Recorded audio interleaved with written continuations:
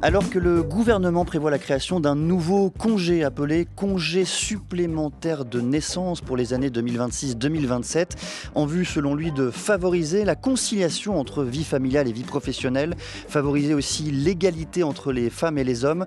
On va se demander ce soir ce que le fait d'avoir un enfant, la gestation comme la naissance, ce que ce processus provoque chez les pères du point de vue biologique. En effet, comme le démontre la recherche, il s'avère que les hommes qui deviennent pères subissent des bouleversements neurologiques et hormonaux comparables à ceux identifiés de longue date chez les mères. Alors qu'est-ce que ces découvertes changent dans notre appréhension de la paternité? La parentalité transforme-t-elle autant les pères que les mères? Pour nous éclairer ce soir, une invitée, Sarah Blaffer-Hurdy. Bonsoir. Vous êtes primatologue et anthropologue évolutionniste, vous êtes professeur émérite d'anthropologie à l'université de Caroline Davis et vous faites paraître Le temps des pères, une histoire naturelle des hommes et des bébés, traduit de l'anglais par Pierre Madelin. C'est aux éditions de La Découverte et à vos côtés Pascal Fougère que je remercie pour l'interprétation de cet échange.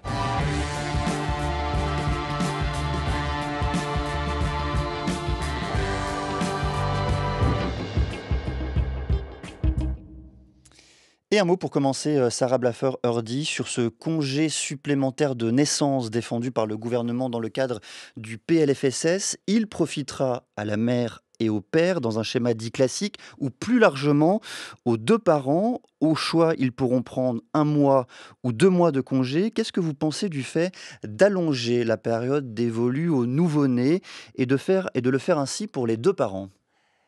Given what we're learning, Alors, si on prend ce qu'on apprend what happens to men when they care sur for babies ce and the qui relationship arrive between men and aux babies, hommes quand ils s'occupent des enfants et there's quelle every est la reason relation qu'ils ont to avec extend eux, paternal il y a leave, vraiment une not raison just because it pour relieves étendre overburdened mothers or un because it's good for congé children and their pour les development, pères, un congé parental pour because les pères, it's pas good seulement for parce men.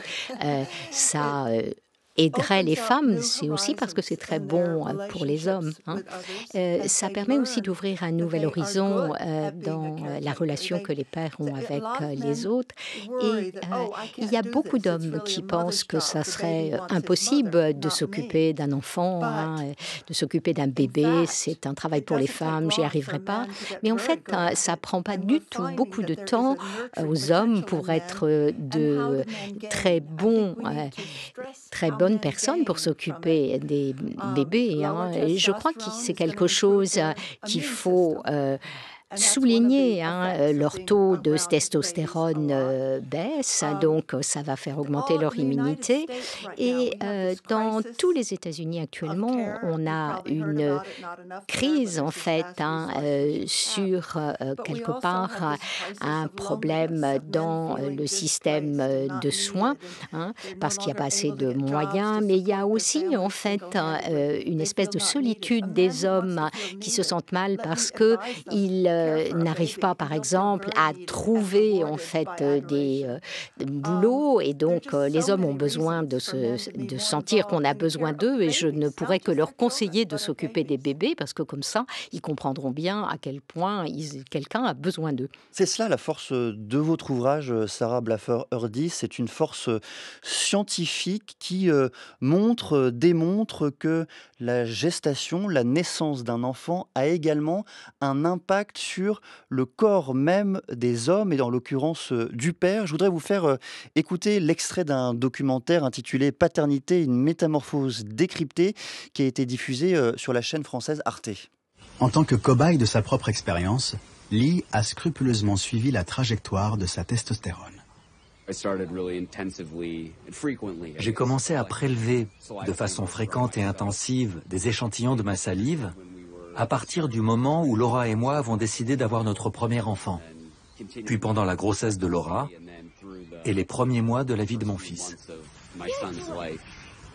Sa testostérone avait déjà commencé à baisser pendant la grossesse. Puis après la naissance, c'est la grande dégringolade. Mon taux de testostérone correspondait à celui d'une maman qui allaite. Il était aussi bas que ça après la naissance de mon fils. un documentaire fondé, Sarah Blaffer-Hrdy, sur une partie de votre ouvrage qui paraît aux éditions La Découverte. Alors il faut nous expliquer ce qui se passe physiologiquement, physiquement chez un papa au moment de la naissance. Le taux de testostérone qui diminue et qui se retrouve à hauteur d'une femme qui allait. Expliquez-nous. When Lee's work and other work showing Alors, quand les travaux de Lee et d'autres travaux ont montré que le taux de testostérone baissait lorsque un homme passait beaucoup de temps avec un bébé, hein, il y a des gens qui étaient très inquiets en se disant « mais je serais moins viril si ma testostérone baisse ». Mais en fait, c'est mieux pour eux parce que si on regarde en fait sur tous les animaux, dans la plupart des mammifères, en fait, les hommes meurent avant les femmes. Aux États-Unis, c'est 5 ans en moyenne de vie supplémentaire pour les femmes. Donc, effectivement, ça veut dire plus de risques pris, plus de consommation de tabac et d'alcool. Et de toute façon, comme il le disait tout à l'heure, hein, le taux d'immunité baisse quand il y a moins de testostérone. Mais ça, c'est pour les conséquences. Mais ce que l'on aimerait même savoir, j'allais dire, a priori, c'est par quel moyen, par quel dispositif, par quel vecteur cette naissance a un impact direct sur le corps des hommes et le corps des pères. Sarah Blaffer-Hrdy. Alors, je ne crois pas qu'on connaisse précisément les mécanismes. C'est quelque chose que l'on connaît comme l'hypothèse du défi. John Winfield à l'Université de Californie a appelé les choses comme ça, parce qu'on fait en fait que la naissance chez les oiseaux rend les oiseaux beaucoup plus agressifs pour défendre leur territoire et trouver quelqu'un avec qui s'accoupler. Mais lorsque les petits éclosent, en fait, quand les œufs s'ouvrent, et il y a vraiment là un soin partagé entre les mâles et les femelles.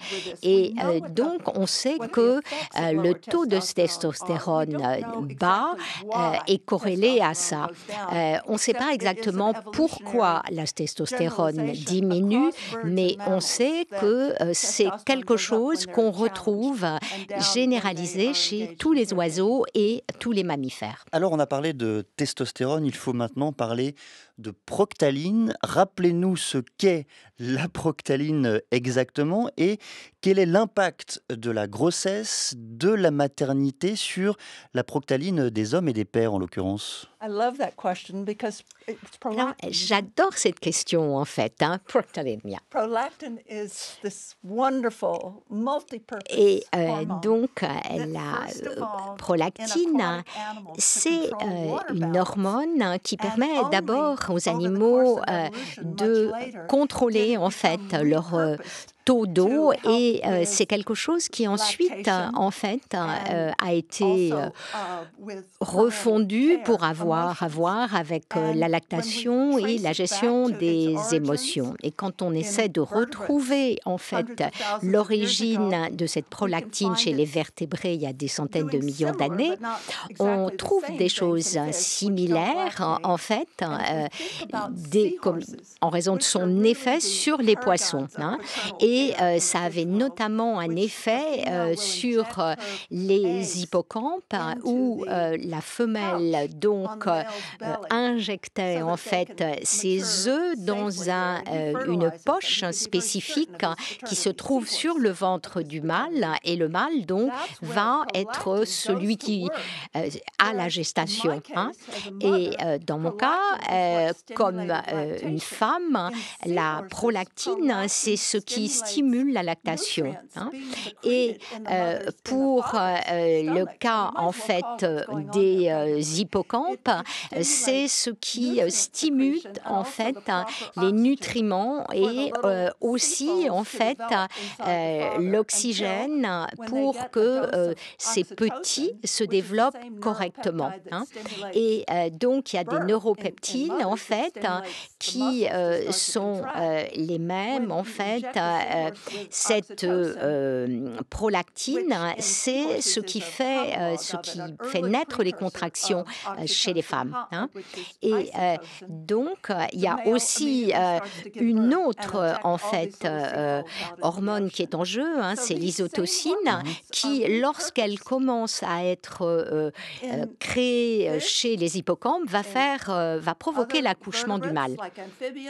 Donc, les amphibiens et puis voilà, la mère nature en fait, puisque cette isotonine était d'abord chez les amphibiens, voilà, la nature a redonné une autre fonction chez les humains. Et l'on poursuit avec la magie, les magies de la nature. Sarah Blaffer-Hurdy, vous mettez en exergue dans votre ouvrage un troisième train de découvertes scientifiques au moment où les pères s'occupent particulièrement d'un enfant, de leur enfant. Différentes zones de leur cerveau sont activées en fonction de leur implication et notamment ils mobilisent certaines zones de leur cortex frontal. Alors là aussi, j'allais dire, expliquez-nous un peu plus et un peu mieux. Oui, it was so amazing to me to learn in 2014 when a En lab in 2014, Israel ça a été published their tellement results, Ruth incroyable Feldman's lab, quand from le laboratoire de Rushfelden en Israël study a of brain publié scans en fait of des fathers, études sur but two des kinds of scanners fathers. They de looked cerveaux de pères. husbands who were just Ils ont helping regardé en their fait wives des care cerveaux for a newborn de baby, maris just helping her qui out what was happening in their aidaient leurs brains. femmes avec les Well, nouveau-nés. the Alors qu'est-ce qui se passait dans leur cerveau? cortex, Donc medial cortex le were highly cortex activated. These are était newer portions of the brain. effectivement These are the activé. mentalizing portions En of the fait, human c'est brain, des toutes where petites someone is portions, deciding how they're et gonna behave c'est des and how portions they're en gonna fait qui respond. ont à voir avec la And zone de la décision. this was just not what anyone had expected. Et that there personne would be these n'avait brain pu changes. s'attendre à But ça, then, qu'il y aurait des there changements dans le was a kind of cerveau. footnote to Et this puis, study, il y because, avait of course, une gay note de marriage bas de had page begun in à Israel, cette just as it has in other étude, en places. fait. And you had Et gay couples donc, il y avait des contracting with a couples surrogate and gays adopting a baby qui adoptaient and caring for un that enfant baby et qui right from s'occupaient birth. Two men, du primary nouveau-né caretakers. They were not dès just helping the la mother naissance, out. en fait. Il ne s'agissait Well, pas their seulement du brain was soutien à une also mère. activated Et in donc, the eux neocortex, aussi, in the newer il parts of y the brain. avait Yes, those donc mentalizing dans portions cette were activated, partie du but cerveau, la so même was était activée, the most mais ancient portions of the brain and the mais hypothalamus and ils the avaient amygdala. aussi une And these activation are en fait de la partie la brain plus areas ancienne that du we share cerveau, with all vertebrates, l'amygdale, highly cette conserved. partie du And cerveau qu'on fish partage have avec them, tous les amphibians have vertébrés. them, humans have them. Les amphibiens And ont it ça, came les as a humains, real les shock to oiseaux aussi. realize that Et ça some a of this depth véritablement of été un emotion choc that de some men réaliser feel qu'il y avait une incroyable is profondeur traces d'émotion back chez ces to pères our vertebrate et origins voir 400 million que years ça ago.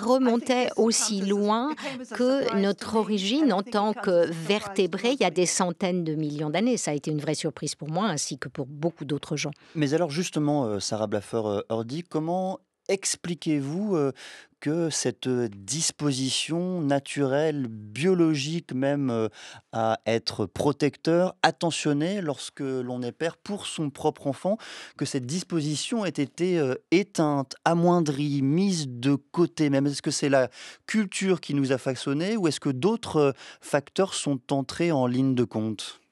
Well, when you look around the world today, as I was Quand on doing, and regarde le noticing monde more aujourd'hui, comme men je than l'ai I had fait, ever known before en actually faisant involved plus in baby attention care. à I grew up in des Texas in the hommes qui 1950s, and s'occupaient I'd des never even seen enfants. a man change a Moi, diaper. j'ai grandi au And Texas, I j'avais saw jamais this vu un happening around homme me, changer and I une was couche, et j'ai puzzled. commencé à And regarder then I autour de saw it moi, happening et in là, my j'ai own été très très family surprise, when y my compris dans ma propre son-in-law, famille, lorsque mon gendre, who had a very liberal qui paternal care policy for avait avait une vision, une politique très favorisante en fait au congé paternel dans son entreprise, a décidé de prendre du temps, de s'occuper de son bébé.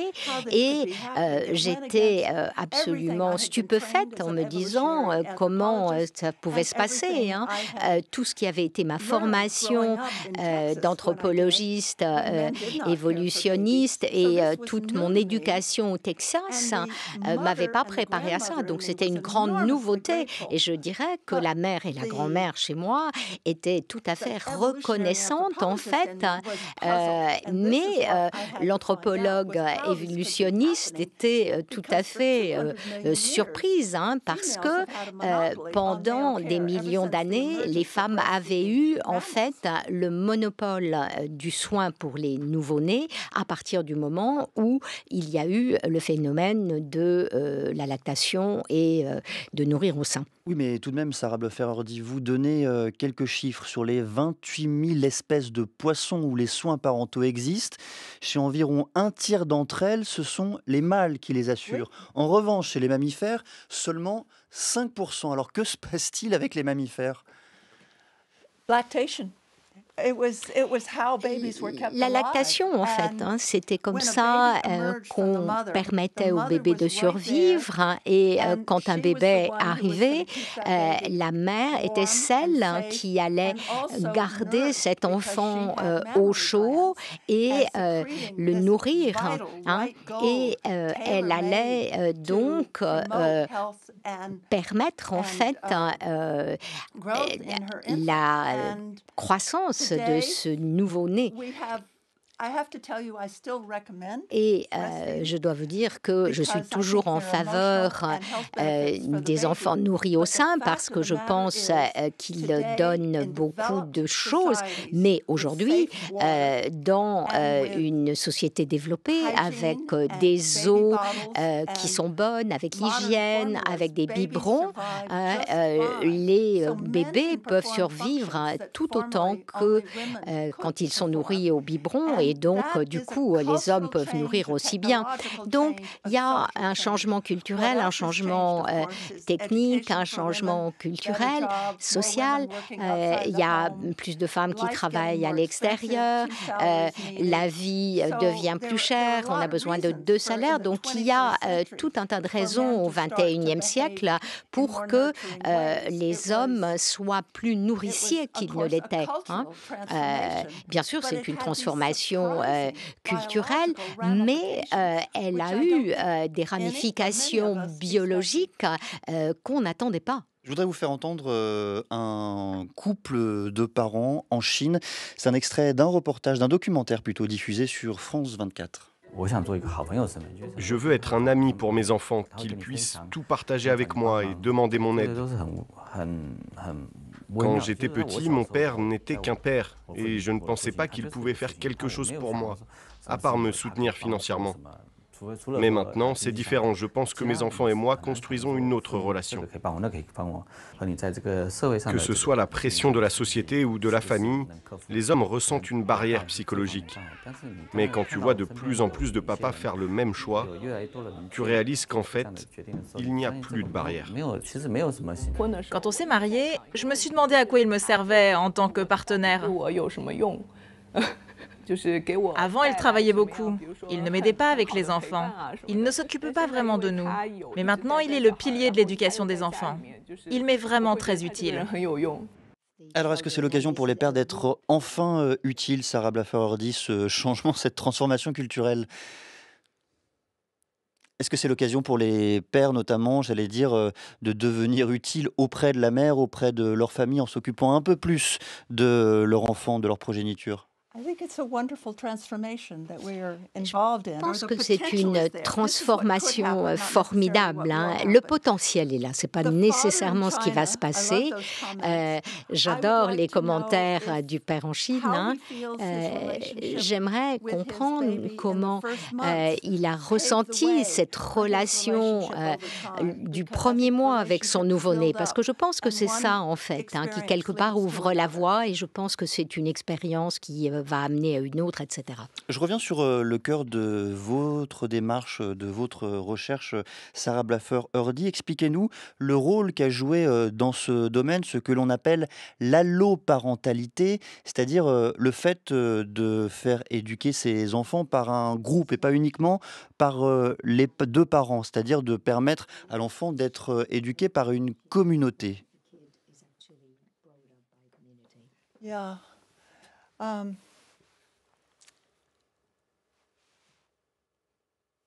The term alloparent came out of my early work. Alors, le terme d'alloparentalité est venu en fait de mes recherches précédentes, hein, et donc le premier texte que on appelait tous les gens autour de la famille comme les oncles, hein, et mon mentor, Monsieur Wilson, m'a dit il faut qu'on ait un terme qui soit plus propre et moins familier. Prenons le terme allo-parent, hein, et ça peut tout à fait être effectivement un père qui va s'occuper du soin de l'enfant, hein, et toute personne, voilà, un allo-parent donc en fait, hein, qui n'a pas de relation.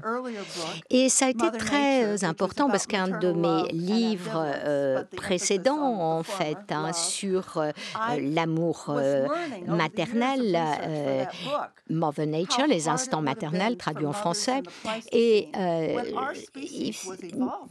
c'est quand notre espèce, en fait, évoluait pour garder les enfants vivants,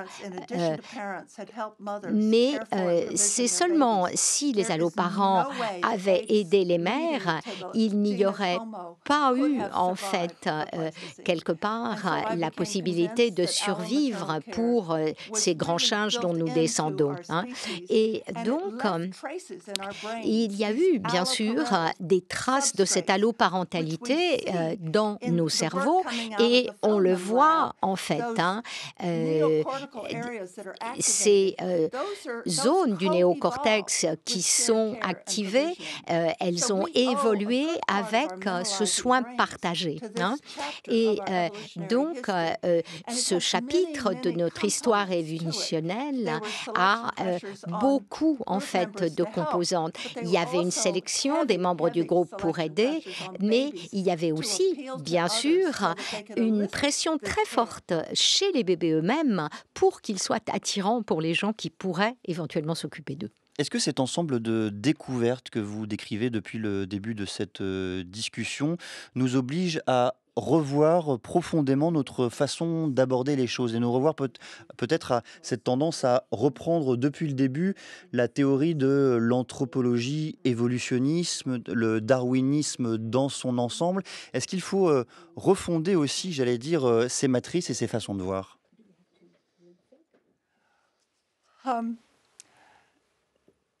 Charles Darwin's theory of evolution and Les his théories de theory of l'évolution sexual de selection Darwin et are celles real de la gems, sélection to science sexuelle and really sont help us effectivement understand the way the world des works. joyaux But pour because of la his science, hein. cultural blinkers at Mais the time, effectivement, il avait un certain nombre d'œillères culturelles avec une conception pré-victorienne, et je crois qu'il a sous-estimé l'importance de ce que les mères faisaient en relation avec les autres. Et il a parlé, en fait, voilà, de la sélection. Il l'a fait reposer essentiellement sur les hommes, hein, et c'est important, en fait. Mais c'est juste que ça éloigne, ça efface toute une autre partie, en fait, de l'histoire, hein, et que l'homme n'est pas seulement quelqu'un qui entre en rivalité avec les autres hommes. D'une certaine manière, il éludait cette autre partie de l'histoire qui appartient complètement et naturellement aux hommes, hein, et c'est cette capacité de s'occuper de l'autre. Et donc, notre définition de la masculinité, donc, est effectivement réduite, il y a aussi une espèce de mauvaise conception de ce qu'est la masculinité, c'est-à-dire les hommes vont rester dans des groupes et ils vont faire du commerce et puis les femmes resteront aussi. Donc, tout ça n'est pas concordant avec toutes les preuves que l'on a en fait des mouvements des différents groupes chez les grands sages.